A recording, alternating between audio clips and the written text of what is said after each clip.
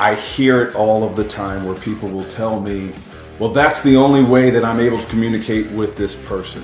And that's probably true 10% of the time.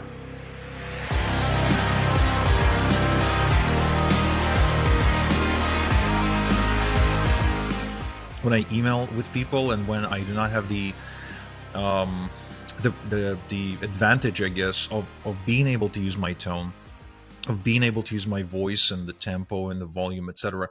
I'll use an accusation audit and I'll lean in on it really, really hard. Like I'll try to almost exaggerate Yeah. the situation. You know what I mean? Mm-hmm.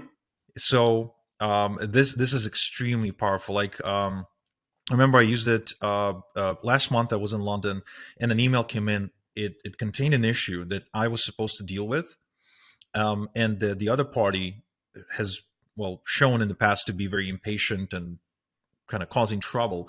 So I saw the email, and I basically started off with writing 3 sentences where I'm almost beating myself up with a stick and telling him how he's going to think I'm such a douchebag and how I'm irresponsible and unattentive and whatever. And I kind of tried to look at the situation from his perspective in the most judgmental way. And the response I got was, it's like, that's all right, let's talk in a week. Even though his initial email, it seemed like this issue was so urgent it had to be treated today. And so what you did there that I like is you were fearless with it. That's what gets in most people's way because they don't want to, they're afraid that, well, if I say he's probably thinking that I'm inattentive and he's not thinking that, then I'm going to plant that seed in his head. And nothing could be further from the truth. You cannot plant a negative emotion that doesn't already exist. And all of us, even this guy in London, have a drive to have somebody else understand what my circumstances are. And the accusations audit is a clear way of you demonstrating an attempt to do that. And because you made the attempt, you satisfied that. And that's why his response was, it's okay, we'll talk about it in a week. So what was posed to you as a crisis in the first email now becomes marginal because you took the time to demonstrate for him, I know how this has impacted you. And that's what people want. Just do that. Listening and making a deliberate attempt to recognize their circumstance and then articulate that circumstance is enough. It's the cheapest and most effective concession that you can make one person to another. That's what just blows my mind about, all of this stuff globally that we're going through. Because the answer is right there. Just shut your mouth and listen. Yo, it's Igor. I want you to have my Amazon best-selling book for free for taking the time to listen to my podcast and to watch my YouTube videos. Now, I'm not only going to give you this book for free, but I'm going to throw in about $3,200 in free bonuses. Now, if you want to get this book, please click the link in the description, or you can also go to igorsbook.com. And now, back to the podcast. No, you're absolutely right. The other thing that I find myself wanting to train more is so you mentioned this word, concession. I find that it is a very difficult thing to teach people to do. It is very difficult to teach people to concede without feeling like their ego is being murdered. You know what I mean? Like, Yeah. I don't recall if this was you, maybe it was Chris, but one of you spoke about the need to correct. How there's a powerful need that people have to be right. Yeah. And so if you state like a label, if you label them incorrectly, and sometimes I know you can do it on purpose to incorrectly label them, right? They'll be in a rush to correct you Mm-hmm. and feel good as a result. And in that correction is going to be more honest and valuable information. They start to give you information that they have no business giving you, because the feeling that they get on the correction outweighs any exposure that they're fearful of by sharing further information with you. And so, to your point, when you are labeling, the label structure, it looks like, it seems like, it sounds like, you look, you seem, you sound. Okay. When you label and they come back and they tell you, no, it's not that, it's this, the label was you wondering. Their response is now you know. And you're never worse off going from wondering if this is the case to now knowing that this is or is not the case. And so we tell people, be fearless with this. Don't worry about getting it wrong. Number one, you're not, with the label, you're not making anything up out of whole cloth. You're taking data that they gave you, you repackage it, and you're giving it back to them. So it's not your judgment, it's not your assumption. You're saying, this is what you provided me. So if I were to say to you, Igor, it seems like I frustrated you because I didn't deliver in the manner that you thought I was going to deliver. And he goes, and you go, I'm not frustrated. I'm angry. I'm angry because you're now putting a lot more pressure on me to get this done. And I've got people who are scrutinizing my work, and you are the cause of it. Okay. I thought it was just frustration. Clearly, based on that response, it's much worse than I thought it was. But I made the attempt, which was enough. The attempt is enough. If you get it wrong, they're going to correct you. You're going to get further information, and it's likely going to contain information that they shouldn't give you, because let's face it, people can't wait to tell you how stupid you are. They can't wait to tell you how you got it wrong, because in the relationship, in that moment, they get a chance to explain. And the importance of that is, now they're in a position, anytime you're explaining, you do so because the other side doesn't know something. So automatically you're in a position of superiority over them, and people love to have that.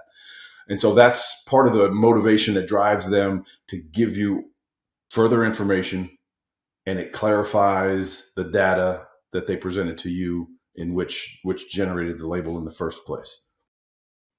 No, it's really incredible what this does. I was just having a call before this one with a person with whom I was doing a project, and we hit a point in the project where they sent me material, I gave them feedback, and my feedback created friction to a point where that person wanted to quit the project, basically.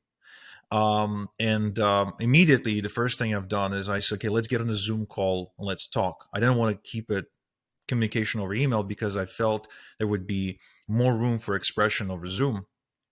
And what I discovered when we got on Zoom, he wasn't necessarily talkative, and I didn't know what else to do to get the conversation started. So I started with a label. I said, "Well, it seems like this happened, and it made you." I said this, and it made you feel like that, and I just shut up. And then he went on to divulge a lot of information that wasn't included in the original email he sent me, that showed a completely different reason why he wanted to quit the project. So to your point, you're absolutely right. Like, people do, they love to correct you. They love to tell you how stupid you are. And by doing so, they also give you a lot more accurate information so you can continue the dialogue. Yeah. And the fact that you, all right. So first of all, let's talk about this email. I'm not a fan of going back and forth with a counterpart over email. I hear it all of the time where people will tell me, well, that's the only way that I'm able to communicate with this person. And that's probably true 10% of the time. We have gotten so comfortable with the relative protection that email provides, that it has become a favorite as far as communications is concerned. The problem with email, to your point, you recognize this, is that you lose too much data in email correspondence. You just do. And so if I were coaching you, I would say stop the back and forth over email. Use your email to drive them to a voice-to-voice call at minimum. I would prefer face-to-face, but if all I can get is voice-to-voice, that's fine. But it's got to be a more personal interaction, and email doesn't provide for that. So I'm glad you recognized that, and you said, you know what, let's jump on the Zoom call. Now, you knew before you sent that email that he wasn't going to like it. You knew you were going to share news with him that he wasn't going to embrace. And so that always has to be preceded with accusations audits. Always, always, always. The three times that, well, first of all, there's no bad time in a conversation to use an accusations audit, but the mandated points of the conversation are at the beginning, anytime you're going to make an ask, or anytime you're going to share news with them that they're not going to want to hear. For example, your daughter, when it's time to go to bed, she's not going to want to go to bed when it's time to go to bed. And so before you lay down the law that it's bedtime, set it up with an accusations audit. You're going to go into your boss's office to ask for that increase. He's not going to want to hear that. Set it up with an accusations audit. Even if it's something as small as, I've got this idea, Igor, and I want to move the water cooler from one side of the office to the other. I know that you're going to have a problem with that because now you have to walk 15 more feet just to get your water, because right now the water cooler is behind you. So before I pick that water cooler up and move it, I'm going to address you with an accusations audit. This is probably the worst news that you're going to hear this week.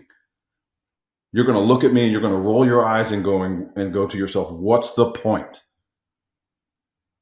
You're probably going to want to stab me in the eye with a pen because now you're going to have to walk across the office to get this water. And this goes back to your earlier point, exaggerating. Exaggerate, yeah. Because I want them to go to the far end of the fear spectrum, because when I set it up in that way, they always think the worst. If I were to say to you, Igor, you're going to want to,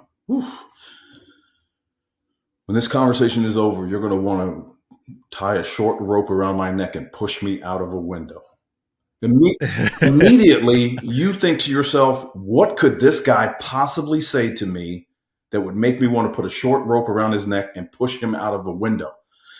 And you start conjuring up all of these awful, awful things, so that when I ultimately get to my point, I get to my ask, I get to my goal and objective, you're like, oh, that's nothing. I thought it was much worse than that.